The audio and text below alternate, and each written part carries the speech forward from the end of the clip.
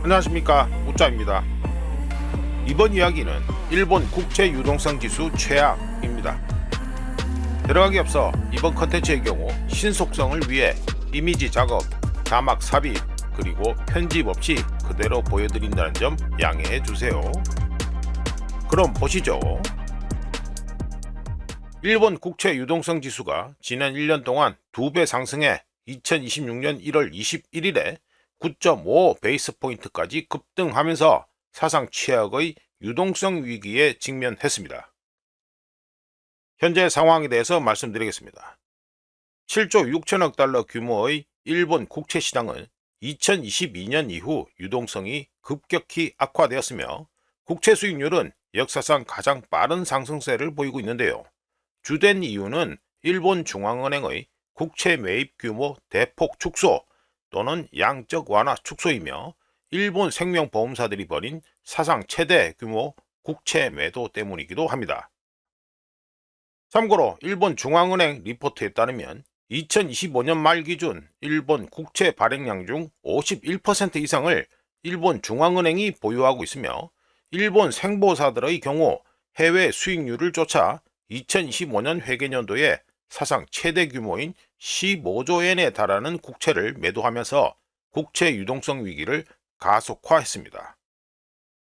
현재 상황은 달러엔 환율이 1달러에 150엔을 넘어서면서 일본 당국이 650억 달러 규모의 외환 보유액을 소진하면서까지 시장 개입을 했던 상황을 연상케 하는데요. 만약 유동성 경색으로 인해 일본 중앙은행이 2026년 2, 4분기까지 양적 완화를 확대하거나 수익률 곡선 통제 YCC에 나설 경우 엔화 가치는 더욱 하락하고 미국 국채 시장에도 파급 효과를 미칠 수 있습니다.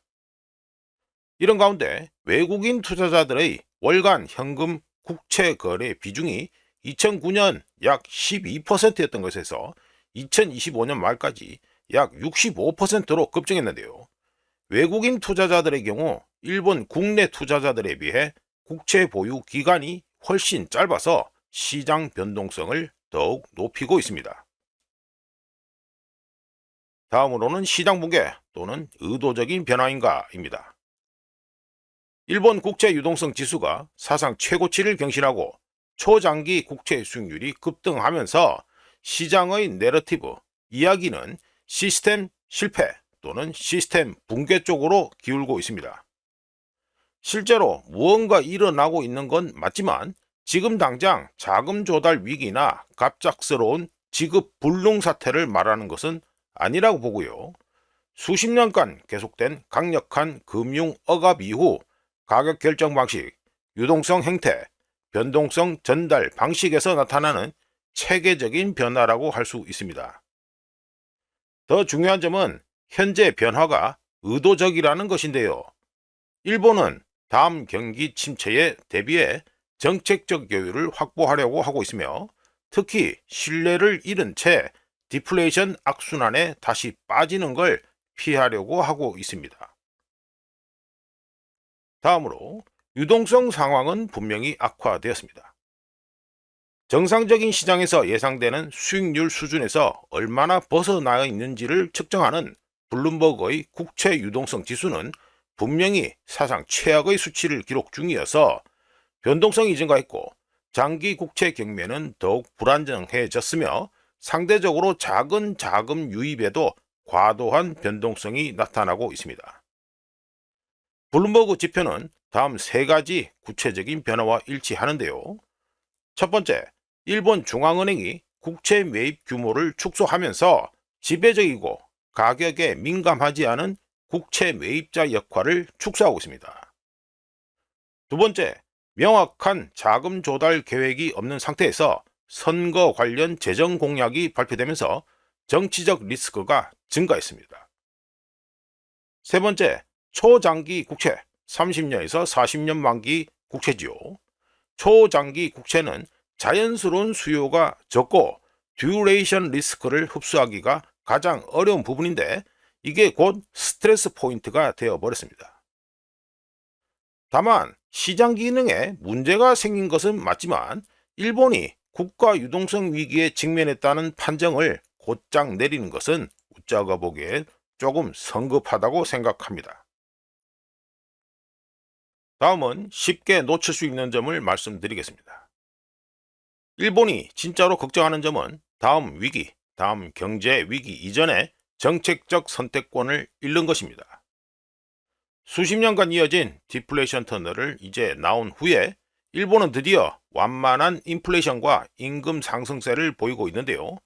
일본 중앙은행이 극단적인 통화 억제 정책을 계속 고수하는 상황에서 혹시라도 다음 글로벌 경제 위기가 닥친다면 시장은 일본 중앙은행이 개입해봤자 효과가 있을 것이라고 믿지 않을 것입니다.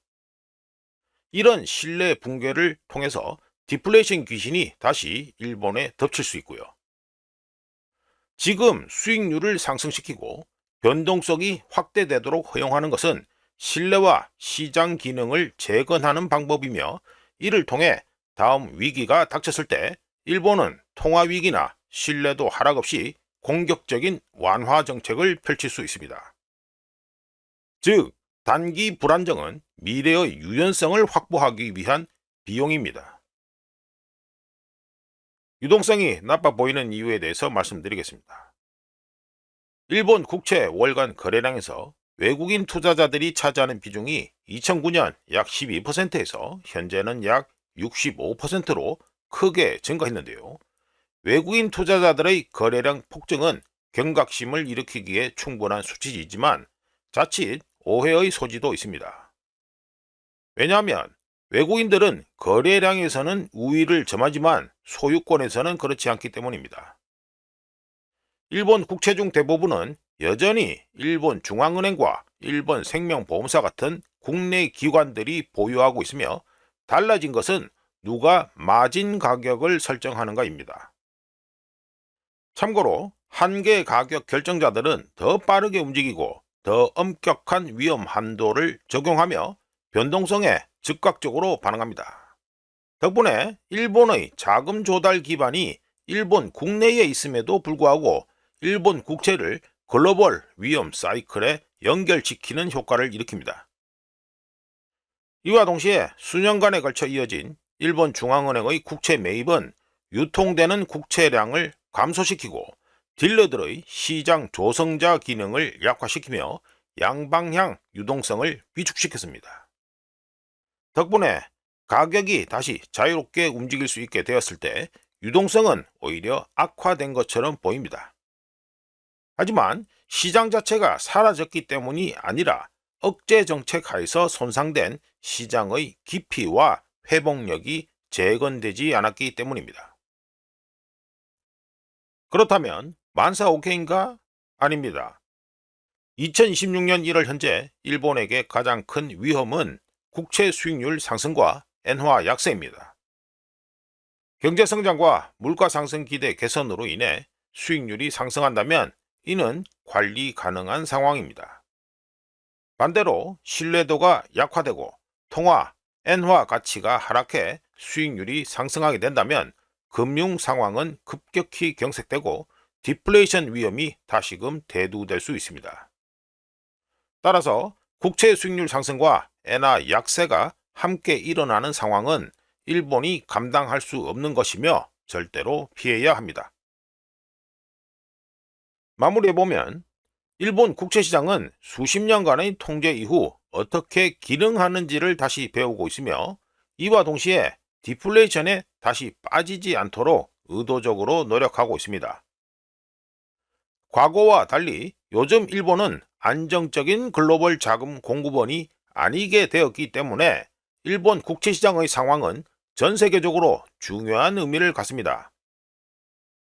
일본 국채시장에서 벌어지는 가격 재조정은 전 세계의 듀레이션 하한선, 외환 캐리 트레이드, 포트폴리오 배분, 변동성 체계에 영향을 줍니다.